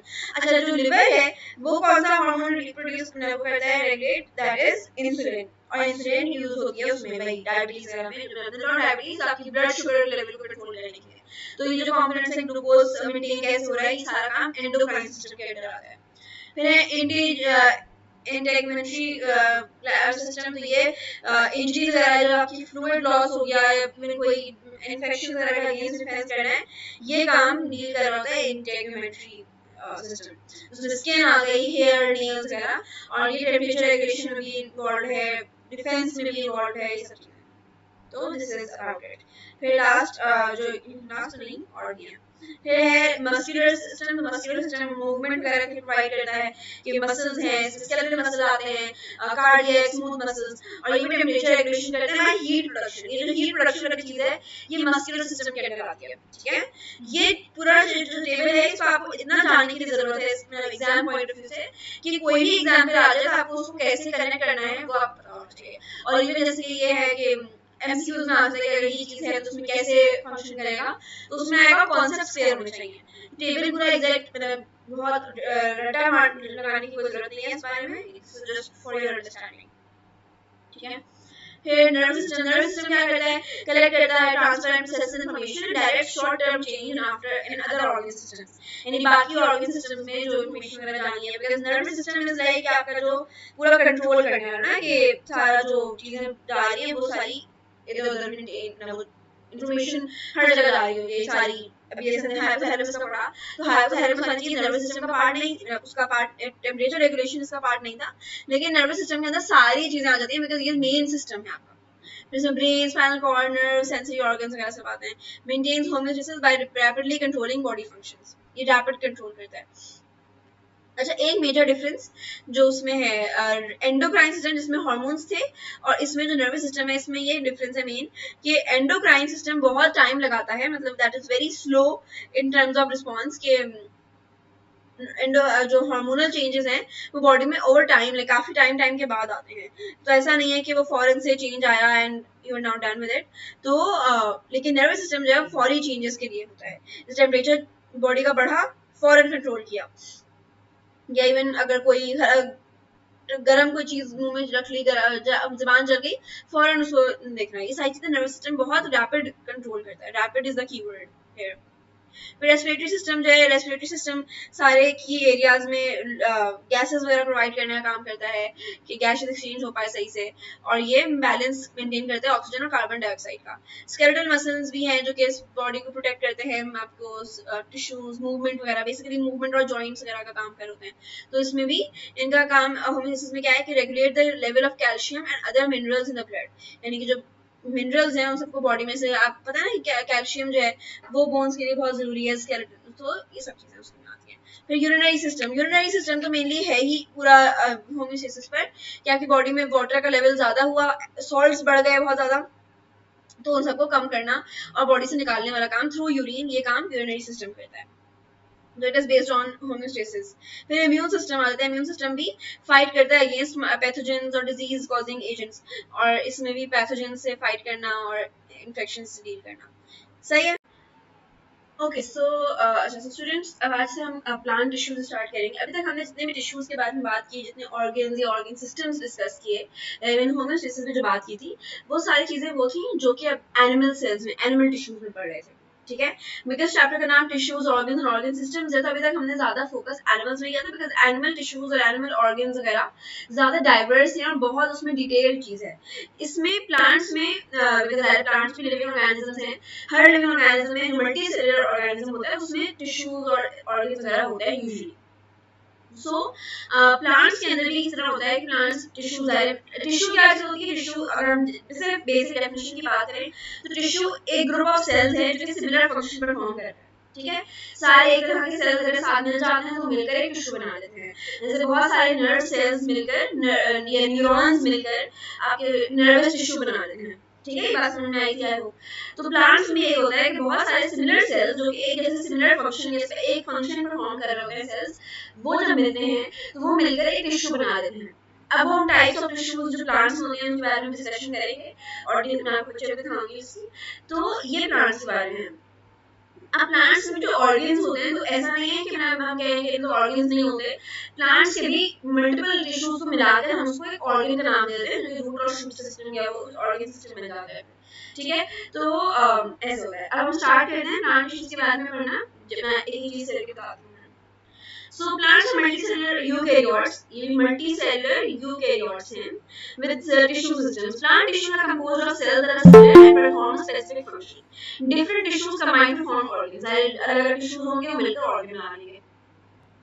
So अब जाहिर से भी यही होता है कि टिश्यूज हैं मिलकर ऑर्गन बनाएंगे, तो वही वाला कॉन्सेप्ट चल रहा है। टिश्यूज ऑर्गन ऑर्गन सिस्टम्स का कॉन्सेप्ट जो बेसिक पढ़ा था हमने वो वही रहेगा, इसमें आप ये कंफ्यूज नहीं होगा कि ऑर्गन कैसे है। अब जाहिर प्लांट्स के अलग तरह के होते हैं और एनिमल्स में अलग थे, लेकिन टिश्यूज क्या होते हैं? Tissues are group of many cells जो कि सिमिलर फंक्शन परफॉर्म कर रहे होते हैं, और ऑर्गन्स भी क्या होते हैं? ऑर्गन्स मल्टीपल टिश्यूज मिलकर एक ऑर्गन बनाते हैं, तो वही चीज प्लांट्स में भी अप्लाई हो रही है, वही same concept. Each organ itself is also specific for a particular function together, making up the tissue system. जाहिर है बात, ये हर organ भी कोई particular function perform कर रही है, और वो organs हैं similar और एक ही तरह का function perform करने वाले organs जब मिलते हैं तो वो tissue system बना देते हैं। जैसे अगर मैं आपको plants के बारे में बताऊं तो जो underground tissues और organs हैं मिलकर बनाते हैं root system। क्या आपने रूट्स का नाम है सुना होगा कि हम कहते हैं घर में प्लांट्स हैं, ये दरख्त को देखा तो दरख्त की रूट्स बहुत ज्यादा स्ट्रांग है। तो रूट्स क्या होती है? रूट्स जो जमीन के नीचे जाने वाली इस तरह की ब्रांचेस नहीं, रूट्स होती है जो कैसी ऊपर ब्रांचेस होती है, नीचे होती है रूट्स होती है। ठीक है, नीचे रूट्स हैं और जो ग्राउंड के ऊपर है उसको हम शूट सिस्टम कहते हैं। तो ये प्लांट्स के अंदर ऐसा चलता है। Plant tissue differentiate into three main types. तीन टाइप्स के मेन टिश्यूज हैं, एक है dermal, ground and vascular tissue. अब नाम से अगर हम सिर्फ नाम देखें, अभी हम फंक्शंस पे नहीं जा रहे, तो नाम क्या लग रहा है? डर्मा, अगर मैं आपसे पूछूं यूजुअली अगर गर्ल्स को पता हो, डर्मा हम एक पर्टिकुलर चीज के बारे में यूज करते हैं, और क्या चीज है? इवन डर्मेटोलॉजिस्ट भी जो होता है क्या होता है? स्किन के बारे में बात कर रहे होते हैं। ठीक है, हमने बहुत सारे डर्मा प्रोडक्ट्स यूज कर रहे होते हैं, स्पेशली गर्ल्स में से ज्यादातर गर्ल्स के अंदर होती हैं, लेकिन आपने देखा होगा सनस्क्रीन और मॉइस्चराइजर वगैरह सारे डर्मा प्रोडक्ट्स के अंदर आते हैं। डर्मा क्या होता है? Derma in itself word means skin या जो आउटर कवरिंग है। ठीक है, तो अगर डर्मेटोलॉजिस्ट की बात करें, डर्मेटोलॉजिस्ट होता है जो कि स्किन का डॉक्टर, स्किन स्पेशलिस्ट, तो हम उसके पास जा रहे होते हैं अगर एक्ने या कोई मसला हो जाए तो अब यहाँ पर अगर प्लांट्स में कोई डर्मल टिश्यू है तो डर्मा का मतलब तो चेंज नहीं हो जाएगा, बिकॉज़ ऐसा नहीं है कि एनिमल्स में अलग मतलब था और प्लांट्स में अलग मतलब सेम है, अब उसकी एप्लीकेशन अलग है। ठीक है, बहुत सारे ऐसे वर्ड्स मिलेंगे जो आपको लगेगा कि ये तो हमने यहाँ पर मतलब पढ़ा था इसका, तो आप ये देखना है मतलब क्या था और उसकी एप्लीकेशन और उसकी जो कॉन्टेक्स्ट है वो डिफरेंट रहता है। तो प्लांट्स में स्किन क्या होती है उनकी, जो बिल्कुल एक आउटर कवरिंग प्लांट की, यूजुअली लीव्स वगैरह उस तरह के, तो वो जो टिश्यूज हैं जो प्लांट को कवर कर रहे हैं, प्लांट को प्रोटेक्ट कर रहे हैं बाहर से, वो कहलाएंगे डर्मल टिश्यूज। ठीक है, ये बात कॉन्सेप्ट समझ में आ रहा है कि डर्मल टिश्यू होता है जो कि प्लांट को ऊपर से कवर करेगा और प्रोटेक्ट करेगा। जैसे स्किन का भी हमारे पास काम क्या है, हम तो स्किन को ऐसे यूज करते हैं मॉइस्चराइजर करके कि खूबसूरत लगे, लेकिन असल में स्किन का क्या काम है? अंदर के आपकी बॉडी अंदर जो पार्ट्स हैं, ऑर्गन्स हैं, उनको कवर कर पाए, बिकॉज़ अगर स्किन ना होती तो सारे आपके जो ऑर्गन्स हैं वैसे खुले पड़े होते, तो मतलब डायरेक्टली उसकी बहुत सारा आप जिंदा ही ना रह पाते। तो स्किन का क्या काम होता है? डर्मल लेयर का क्या काम होता है कि आपकी स्किन अंदर के लाइक इंटरनल पार्ट्स को कवर करे और प्रोटेक्टेड रखे बाहर के एनवायरनमेंट से, बिकॉज़ अगर स्किन ना अगर कहीं से आप देखो भी कट लग जाता है तो हमें क्या होता है कि वहां पर इन्फेक्शन होने के चांसेस बढ़ जाते हैं, बड़ा कट लगे तो फौरन से पट्टी मांगी जाती है कि इसमें जर्म्स ना चले जाए, मिट्टी ना चली जाए। तो इसलिए स्किन का डर्मा का काम होता है कवर करना और प्रोटेक्ट करना। तो प्लांट्स में भी लगा है, प्लांट्स में भी यही मकसद होगा इसका डर्मल टिश्यू का, कि डर्मल टिश्यू प्लांट को कवर करता है और प्रोटेक्ट करता है। ठीक है, फिर आते हैं आपके ग्राउंड टिश्यू। ग्राउंड टिश्यू क्या है? जो कि आपके पास ग्राउंड मींस जो बेस होती है आपके पास, जहां बेस है। प्लांट्स का बेस काम क्या है? फोटोसिंथेसिस करना, अपना खाना पाना। तो ग्राउंड टिश्यू क्या करेगा? वो फोटोसिंथेसिस की साइट होता है, यहाँ पर फोटोसिंथेसिस हो रहा होता है। फोटोसिंथेसिस वो प्रोसेस है जिसके थ्रू प्लांट्स जो है सनलाइट की वजह से, सनलाइट की बदौलत खाना अपना बनाते हैं, which is like in the form of glucose. Getting it? तो ये वाला काम ये ग्राउंड टिश्यू के अंदर होता है, जहाँ पे मतलब कहते हैं ना ग्राउंड लेवल पे ये काम हो रहे हैं, तो वो चीजें ग्राउंड टिश्यू है। ग्राउंड को ये मतलब समझना कि ये रूट्स में जा रहा है या शूट में जा रहा है, इससे ताल्लुक से नहीं है। ग्राउंड नहीं जहाँ सारे काम हो रहे हैं, सही है। सो जैसे हम कहते हैं ना कि हमारा एक होम ग्राउंड ये है, जैसे यहाँ पे घर में कराची में है तो ये होम ग्राउंड है, व्हाटएवर दैट इज। तो ग्राउंड जहाँ पे आप काम करते हो, जहाँ आप रहते हो वो चीज, तो ground tissue is the one जहाँ पे फोटोसिंथेसिस हो रहा है, जहाँ जिसकी वजह से प्लांट सर्वाइव कर पा रहा है। ठीक है, सबसे ज्यादा इंपॉर्टेंट काम भी ग्राउंड टिश्यू ही करता है। फिर और ये सपोर्ट वगैरह प्रोवाइड करता है, इसमें वाटर जो आपकी चीज है वो स्टोर करना, वो सारे काम ये करता है। फिर आते हैं वैस्कुलर टिश्यू। वैस्कुलर बंडल्स आपने शायद नाम सुना हो, आई नो सुना है या नहीं सुना, वो होते हैं जाइलम वेसल्स। जाइलम और फ्लोएम हम नाम कह बहुत दे होते हैं कैजुअली के, जाइलम वेसल्स, फ्लोएम वेसल्स। तो जाइलम और फ्लोएम क्या करते हैं, जाइलम क्या करता है, जाइलम एक बीच में एक पाइप की तरह का एक पार्ट होता है प्लांट का, जिसमें वाटर ऊपर जा रहा होता है, वाटर को सब ट्रांसपोर्ट करना। तो वाटर ट्रांसपोर्ट जाइलम करता है और फूड न्यूट्रिएंट्स को सपोर्ट ट्रांसपोर्ट फ्लोएम करता है। यानी न्यूट्रिएंट्स क्या होता है, न्यूट्रिएंट्स शुगर और मिनरल्स होते हैं जो जमीन से उसने लिए होते हैं। तो वैस्कुलर टिश्यू का काम है, ये दोनों जाइलम और फ्लोएम मिलकर बनाते हैं वैस्कुलर बंडल, ठीक है। तो इसीलिए यूजुअली बहुत सारी बुक्स में इवन एग्जाम पेपर्स में भी ऐसा हो सकता है कि आपके पास वैस्कुलर बंडल का नाम आए सामने as compare to like xylem phloem लिखने के बजाय वैस्कुलर बंडल आ सकता है, ये बात अपने पास नोट कर लें। तो vascular bundle is the combination of xylem and phloem, ये दोनों मिलकर जो काम कर रहे हैं। तो वैस्कुलर टिश्यू क्या है, इसमें जाइलम फ्लोएम होते हैं, लेकिन इसका काम क्या है, टिश्यू का क्या काम है, ये वाटर को ट्रांसपोर्ट करेगा और शुगर जो न्यूट्रिएंट्स हैं उनको ट्रांसपोर्ट करेगा बाकी प्लांट के एरियाज में।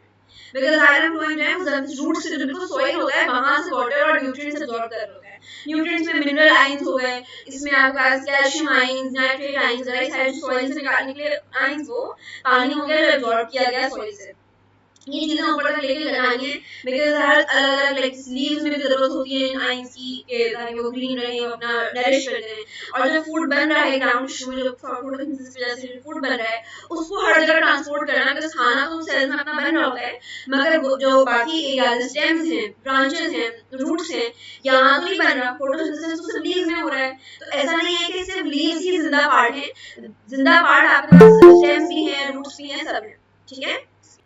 ओके सही है। सो वैस्कुलर टिश्यू क्या करते हैं, मैं बताई थी कि जो प्लांट्स हैं, हमें बहुत सारे बच्चों को कंफ्यूजन होती है, which is a good question, अगर क्वेश्चन की क्वेरी आ रही है दिमाग में कि भाई फोटोसिंथेसिस तो हो रहा है हर सेल में, तो प्लांट्स को अपने हर एरिया में खाना पहुंचाने की क्या जरूरत है, हर जगह बन रहा है, क्योंकि प्लांट्स अपना खाना खुद बनाते हैं, हम हर जगह से पढ़ कर आए, सेल के चैप्टर में यही पढ़ा था।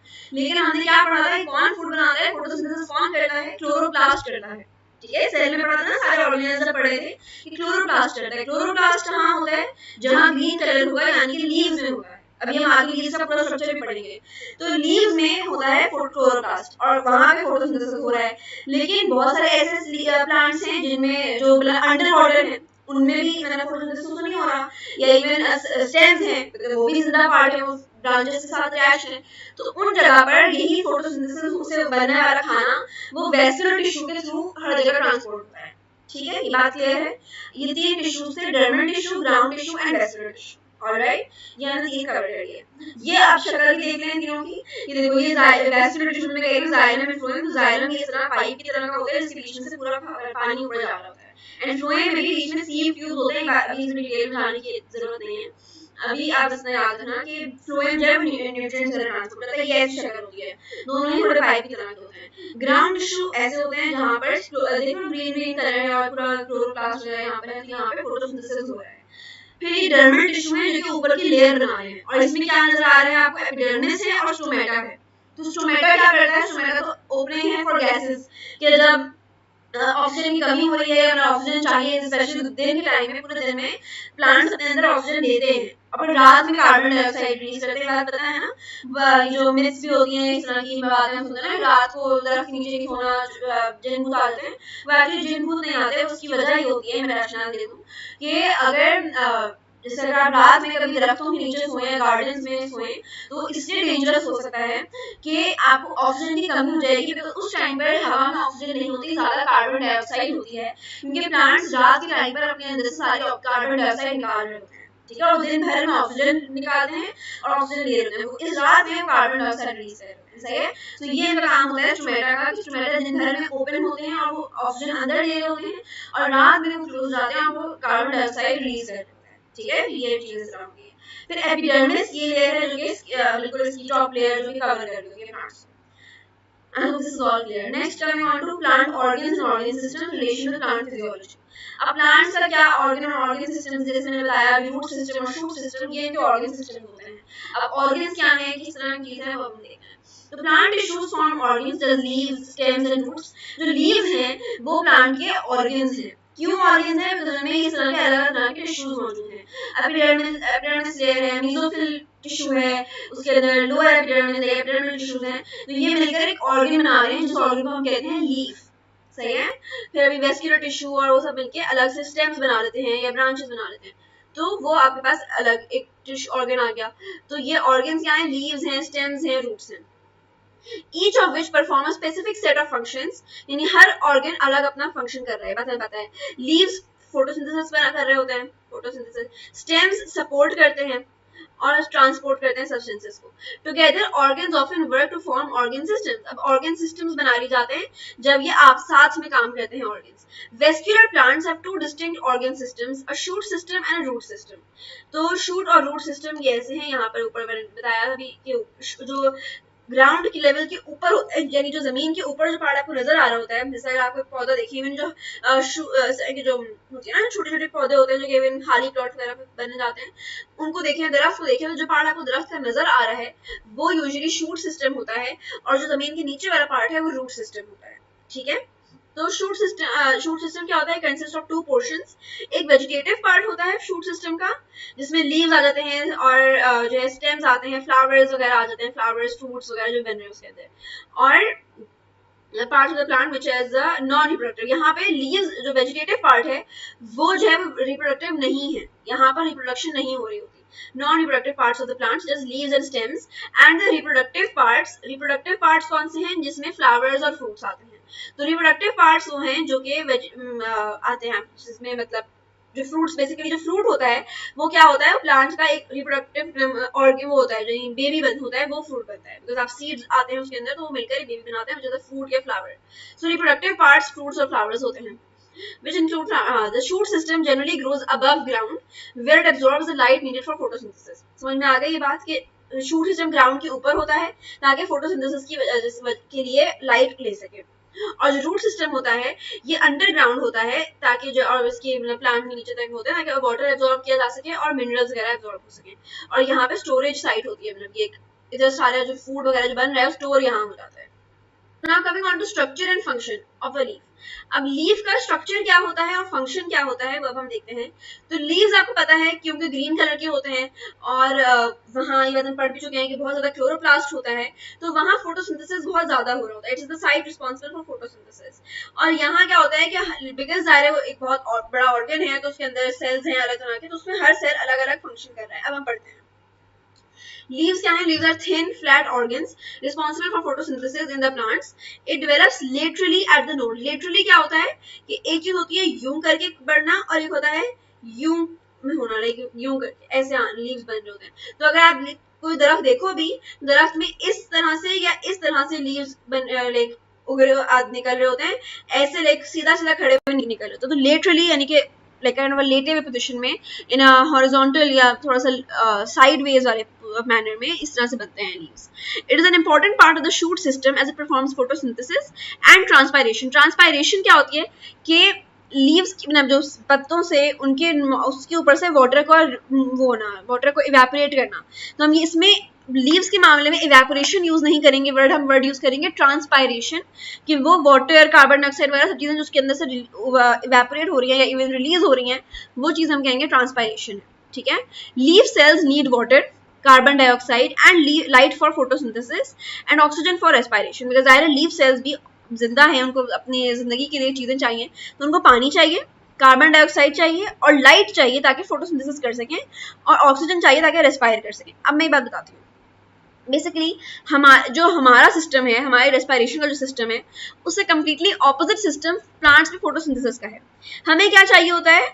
हमें चाहिए होता है ऑक्सीजन चाहिए होती है, और हमें वाटर हम रिलीज करते हैं। हम जब अगर आप कभी ऐसे लाइक देखो अपनी लाइक मुंह के आगे हाथ रखकर उस पर ऐसे एक्सेल करें, लाइक अपने मुंह से हवा बाहर निकालें, तो आपको हल्का सा लाइक मॉइस्चर फील होगा। मॉइस्चर क्या होता है? इसमें हल्का सा वाटर ड्रॉपलेट्स वाटर वेपर्स आ रहे हो, तो we release water and carbon dioxide. ठीक है। और जो प्लांट्स हैं उनको वाटर और कार्बन डाइऑक्साइड दोनों चीजें चाहिए होती हैं ताकि वो रेस्पायर कर सकें और ताकि वो फोटोसिंथेसिस कर सकें। ठीक है। तो इसलिए वो उनका ऑपोजिट चीज होती है। तो फोटोसिंथेसिस के लिए ये दोनों चीजें लेते हैं और इसके बदले में बनाते हैं ग्लूकोज इज द शुगर जो कि उनकी एनर्जी के लिए यूज होती है। तो ग्लूकोज हमारे अंदर बनती नहीं है, हम खाते हैं ग्लूकोज, लेकिन द फॉर्म ऑफ स्टार्च। और स्टार्च की क्या चीजें हैं, उसमें पोटेटो आता है, उसके अंदर शुगर आती है, सारी चीजें ग्लूकोज में होती हैं। तो हमारे अंदर हम क्या करते हैं, हम ग्लूकोज खाते हैं, ग्लूकोज पे जब रेस्पायर करते हैं, ग्लूकोज जब बिल्कुल ब्रेक डाउन होता है ग्लूकोज, उसके बदले में निकलता है वाटर और कार्बन डाइऑक्साइड। लेकिन प्लांट्स में आपके पास वाटर और कार्बन डाइऑक्साइड ली जाती है, एनवायरनमेंट से लेते हैं वो ये, और उसके जो रिजल्ट बनता है वो फोटोसिंथेसिस होता है। सही है, तो हमसे कम्प्लीटली ऑपोजिट रोल है प्लांट्स में फोटोसिंथेसिस का और हमारे अंदर रेस्पायरेशन का। ऑलराइट, अब ये चीज हम पूरा डिटेल में चैप्टर 6 में कवर करेंगे, तो don't worry about that. Leaves transfer the synthesized food to other parts of the plant, कि अपना खाना दूसरे parts में पहुंचाते हैं। So there are varieties of function and accordingly there are varieties of cells in the leaf. Each type of cell performs a special function. सारी बात समझ में आ गई कि हर किसी का अपना फंक्शन होता है। अब जो ये है, अब हम सारे इसके वो पढ़ते हैं, सारे जो कंपोनेंट्स हैं, जो लीफ के कंपोनेंट्स हैं। तो हम यहाँ पर पहले आप लोग डायग्राम यहाँ की देखो और मैं बताती हूँ क्या चलती है। सबसे अगर हम टॉप से देखना शुरू करें, सबसे टॉप पर आपको क्या नजर आ रहा है कि एक बिल्कुल ये जो सबसे बिल्कुल ऊपर चीज है दैट इज क्यूटिकल। ठीक है, क्यूटिकल क्या है, क्यूटिकल बिल्कुल एक वैक्सी लेयर होती है कि आपने कभी अगर लीव्स को टच किया हो, अभी घर के पास नहीं है, घर के अंदर प्लांट्स हैं, तो टच करके देखिएगा कि आपको ऊपर वाली चीज, उसके ऊपर आप पानी डालकर देखो, लीव्स के ऊपर पानी डालें तो पानी आपको एब्जॉर्ब होता हुआ फील नहीं होगा, वो पानी उसके ऊपर से बहता हुआ फील होगा, कि ड्रॉपलेट्स साइड पे गिर रहे होते हैं। वो क्यों होता है, क्योंकि लीव्स के ऊपर एक लेयर होती है ऑफ क्यूटिकल, और क्यूटिकल एक वैक्सी लेयर होती है, यानी वैक्स की बनी हुई थोड़ी सी उस तरह की कि उसके ऊपर कोई चीजें एब्जॉर्ब ना हो, वैक्सी लेयर होती है। और इसका पर्पस भी यही है कि वाटर लॉस प्रिवेंट करती है, तो यानी पानी उसके अंदर से ऐसे ही बह नहीं रहा, वो नहीं निकल नहीं रहा होता, और ना ही अंदर ऐसे ही एब्जॉर्ब हो रहा होता है, वो सब चीजें अपने अदर मीन्स के थ्रू लेती है। और ये अपर एपिडर्मिस ये वाले सेल्स हैं, सबसे टॉप लेयर सेल्स हैं, हॉरिजॉन्टल सेल्स, इनको कवर करता है वैक्सी क्यूटिकल। सही है, एपिडर्मिस सेल्स क्या हैं, एपिडर्मिस सेल्स हैं ये सिंगल लेयर होती है। ये चीज अगर आप देखें, this is just one layer, ये एक ही लेयर है, इसके नीचे और कोई लेयर नहीं है एपिडर्मिस सेल की। तो एपिडर्मिस की अपर एपिडर्मिस भी और लोअर एपिडर्मिस दोनों, ये चीज ये भी याद रखो और ये वाला भी, दोनों एक सिंगल लेयर ऑफ सेल्स होते हैं। ठीक है, एक ही लेयर है सेल की बस, और ये आउटर मोस्ट कवरिंग बनाती है पूरे लीफ की, और इट्स कोटेड बाय क्यूटिन। फिर आता है स्टोमेटा। स्टोमेटा ये नीचे वाले इस तरह के दो सेल्स हैं, गार्ड सेल्स। स्टोमेटा ये पूरी चीज होती है, उसको गार्ड सेल्स कहते हैं, जो दो गार्ड सेल्स के थ्रू जो कवर्ड होती है चीज होती है, वो मिलके बनाता है स्टोमेटा। और स्टोमेटा जो है वो लोअर एपिडर्मिस में मौजूद होती है। ये मत समझना कि हमने ये पढ़ा कि एपिडर्मिस पर है तो आप एपिडर्मिस अपर एपिडर्मिस पे बना दो, कभी डायग्राम बनाने को आ सकती है। यस, अगेन ये चीज, ये डायग्राम बहुत इंपॉर्टेंट है, यूजुअली आती नहीं है लेकिन आ सकती है एग्जाम में। तो ये बिल्कुल बाय हार्ट याद होनी चाहिए कहाँ पर क्या चीज है, क्या हो। तो अगर मैं इसलिए कह रही हूँ, दिमाग में अगर आप बनाने के पर्सपेक्टिव से सोचो तो नीचे लोअर एपिडर्मिस पर गार्ड सेल्स बनाना, ये स्टोमेटा नीचे लोअर एपिडर्मिस पे बनना चाहिए, अपर एपिडर्मिस पे नहीं बनना चाहिए, ये नीचे होता है। सही है, तो प्रेजेंट ऑन लोअर एपिडर्मिस। फिर गार्ड सेल्स, यही चीज है, गार्ड सेल्स ये ओपनिंग और क्लोजिंग को मेंटेन करते हैं स्टोमेटा की, ताकि गैस एक्सचेंज मेंटेन हो सके। फिर आते हैं अपर एपिडर्मिस के नीचे वाले सेल्स, जो कि लंबे लंबे सेल्स हैं, ऐसे सिलिंड्रिकल सेल्स। और ये इसमें आप देखो तो बहुत सारे क्लोरोप्लास्ट नजर आ रहे हैं, ग्रीन ग्रीन डॉट्स बहुत सारे हैं। तो ये ग्रीन डॉट्स क्या हैं, ये क्लोरोप्लास्ट हैं। क्लोरोप्लास्ट इन सेल्स में सबसे ज्यादा होती है, और इन सेल्स का नाम है palisade mesophyll cell. Palisade mesophyll. अब मीजोफिल सेल भी दो तरह के हैं, एक स्पंजी मीजोफिल है और एक पैलिसेड मीजोफिल है। पैलिसेड मीजोफिल लंबे लंबे सेल्स होते हैं और इनमें बहुत ज्यादा क्लोरोप्लास्ट होते हैं, और ये सिलिंड्रिकल सेल्स होते हैं जो आपस में बिल्कुल चिपके चिपके होते हैं, बिल्कुल साथ होते हैं। स्पंजी मीजोफिल सेल्स होते हैं। स्पंज देखा है कभी, घर में इवन बर्तन धोने के लिए भी होता है, या अलग से भी स्पंज कभी देखा हो, you can Google picture of sponge. Sponge में मुन्ने मुन्ने गैप्स होते हैं, सर्कल थोड़े होल्स से बने होते हैं। तो स्पंजी मीजोफिल में भी यही होता है, और उसका पर्पस क्या होता है, स्पंज का क्या पर्पस होता है कि आप उसे अलग अलग पर्पसेस के लिए हम यूज करते हैं, धोने वगैरह के लिए करते हैं। लेकिन अगर आप स्पंज को पानी में डालो, ठीक है, तो उसके अंदर बहुत सारा पानी भर जाता है, और उसका क्लेंच करेंगे यानी उसको निचोड़ेंगे तो उसमें से पानी सारा बह जाता है। तो यानी कि मुन्ने मुन्ने जो डॉट्स होते हैं उनके अंदर इतनी जगह होती है कि पानी उसके अंदर सारा स्टोर हो जाता है। सही है, तो यहाँ भी स्पंजी मीजोफिल का सिमिलर काम है कि थोड़ा सा तो राउंड शेप के होते हैं, इसलिए स्पंजी मीजोफिल कहा जाता है। इनकी शेप अलग अलग होती है, थोड़ी सिलिंड्रिकल नहीं होती, और बीच में इनके गैप्स होते हैं। ये देख रहे हैं, यहाँ पे ये गैप है, ये गैप, ये इस तरह बहुत सारे गैप्स हैं। तो गैप्स हैं तो इसलिए स्पंजी मीजोफिल है, और गैप्स जो हैं इसीलिए होते हैं ताकि इसके अंदर जैसे हवा वगैरह वो गैस एक्सचेंज हो सके, गैसियस एक्सचेंज हो पाए, और इंट्रासेल्युलर इस स्पेस को, यानी इस वाली स्पेस को हम कहते हैं, इस स्पेस को, इसको ये आती है इंटरसेल्युलर स्पेसेस, ठीक है, ये इंटरसेल्युलर स्पेसेस। और उसका काम मतलब मकसद ये होता है कि सेल्स के बीच में स्पेस हो ताकि वाटर एब्जॉर्प्शन हो सके, गैस एक्सचेंज हो सके, ये सारी चीजें हो सके, ठीक है। Is that clear? Spongy mesophyll का ये काम है। डायग्राम अगर आए, ये चीज आ सकती है, और ये बहुत कॉमन है ये क्वेश्चन, कि एग्जाम में आपको पिक्चर दे दी जाए, अगर ड्रॉ करने को ना बोला जाए तो पिक्चर दे दी है, पिक्चर डायग्राम, लेकिन लेबल आपको करना है। तो मेसोफिल सेल्स अगर कहा जाए कि लेबल करें मेसोफिल सेल्स को, तो कैसे करेंगे? जो लंबे लंबे सिलेंड्रिकल सेल्स हैं वो है पैलिसेड मेसोफिल, और जो थोड़े अलग अलग शेप के और जिनमें बीच में गैप है, गैप देखना जरूरी है, गैप वाले जो सेल्स हैं वो होते हैं स्पंजी मेसोफिल सेल्स, ठीक है। और दूसरा फर्क ये है कि इनमें थोड़े कम क्लोरोप्लास्ट होते हैं, ये थोड़ा नीचे की साइड पर है, देख रहे हो, ये थोड़ा लोअर एपिडर्मिस से अटैच्ड करीब है, ये वाले अपर एपिडर्मिस से करीब, तो इसमें ज्यादा क्लोरोप्लास्ट था। ये वाले जो है ये लोअर एपिडर्मिस से करीब होते हैं, क्लोरोप्लास्ट उतने ज्यादा नहीं होते, लेकिन होते फिर भी हैं बहुत, ठीक है। नेक्स्ट हमारे पास है xylem and vessel, xylem and phloem. तो जाइलम क्या करता है, वो वाटर को रूट्स से लीव्स तक ट्रांसपोर्ट करता है ताकि जो है पानी हर जगह पहुंच सके। और ये डेड सेल्स होते हैं। डेड सेल्स का क्या मतलब है कि इनके अंदर कोई सेल का कंटेंट नहीं है, साइटोप्लाज्म नहीं है, कोई ये न्यूक्लियस, क्लोरोप्लास्ट वगैरह सही कोई चीजें नहीं है सेल के अंदर, ये बिल्कुल डेड सेल्स हैं, यानी खाली एम्प्टी चीजें हैं, इसलिए इसको वुड सेल्स भी कहा जा रहा होता है, ठीक है। मैं इसको यहाँ पर लिख देती हूँ स्लैश वुड सेल्स, के लकड़ी वाले जो सेल्स होते हैं, लकड़ी कोई लिविंग चीज नहीं होती, लकड़ी निकलती है प्लांट से है, लेकिन वो जिंदा चीज नहीं होती, सही है, लाइक उसमें लिविंग सेल्स कोई नहीं होते। तो इसीलिए जाइलम जो है इज मोर लाइक वो एक वुड सेल होता है, तो उसके अंदर से वाटर ट्रांसपोर्ट होता है, और वो डेड सेल्स होते हैं, उसमें कोई सेल कंटेंट नहीं है।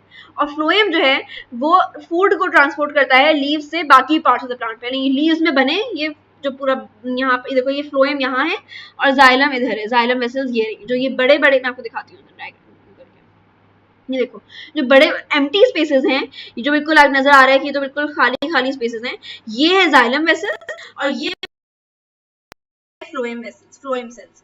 तो फ्लोएम जो है यहाँ से लीव्स के अंदर से फूड को पकड़ता है और उसको पूरे बाकी पार्ट्स ऑफ द प्लांट में पहुंचा देता है ताकि न्यूट्रिशन मिल सके, ठीक है। और इन दोनों को मिलकर कहा जाता है वेस्कुलर बंडल। ऑलराइट स्टूडेंट्स, तो उम्मीद है अब आपको ये पूरा टॉपिक समझ आ गया होगा एंड इससे आपकी एग्जाम की तैयारी मुकम्मल हो गई है। वापसी कमेंट सेक्शन में हमने यहाँ पे फ्री के नोट्स डाले हुए हैं टॉपर बच्चों के, तो वो नोट्स जाके आप गूगल ड्राइव की लिंक से वसूल कर लें। और अब बात आती है एंड ऑफ चैप्टर क्वेश्चंस की। ये हम यूट्यूब पे नहीं कराते। ये आप देख रहे हैं हमारे इतने बच्चों के मार्क्स क्यों आए? वो इसलिए क्योंकि आपको कॉन्सेप्ट आता है लेकिन उसका जवाब नहीं लिखना आता, इसलिए बहुत सारे बच्चों के मार्क्स नहीं आते। शॉर्ट आंसर लॉन्ग आंसर के जवाब कैसे लिखते हैं, पेपर पे लिखते कैसे, पेपर अटेम्प्ट कैसे करते हैं। इसलिए तो हमारी रिवीजन बैच आई हुई है। रिवीजन बैच में हम आपको सिखाते हैं कि जवाब कैसे लिखते हैं, पेपर कैसे अटेम्प्ट करते हैं। ये कोई नहीं सिखाता आपको पूरे पाकिस्तान में। और साथ में हम आपको 3 गेस्ट पेपर देते हैं जिससे हमारा आधे से ज्यादा 70% पेपर तो लग ही जाता है। तो इसलिए तो हमारे इतने सारे बच्चे हैं जिनके 90% से ज्यादा मार्क्स आ जाते हैं। तो अगर आप हमारी रिवीजन बैच ज्वाइन करना चाहते हैं ताकि आपके भी 90% से ज्यादा मार्क्स आएँ, तो आप ज्वाइन कर सकते हैं। पाकिस्तान की बेस्ट फैकल्टी है यहाँ पे। 800 रुपये आपने ये दे दिए, 2 महीने हम आपको A to Z सारी तैयारी करा लेंगे। और अगर आप सारे सब्जेक्ट्स के लेना चाहते हैं तो ये 3000 रुपये होंगे 7 सब्जेक्ट्स के। तो आप हमें इस व्हाट्सएप नंबर पे मैसेज कर लें, हम आपको रिवीजन बैच में ऐड कर लेंगे और आपको सिखाएंगे कि बोर्ड में टॉप कैसे करते हैं।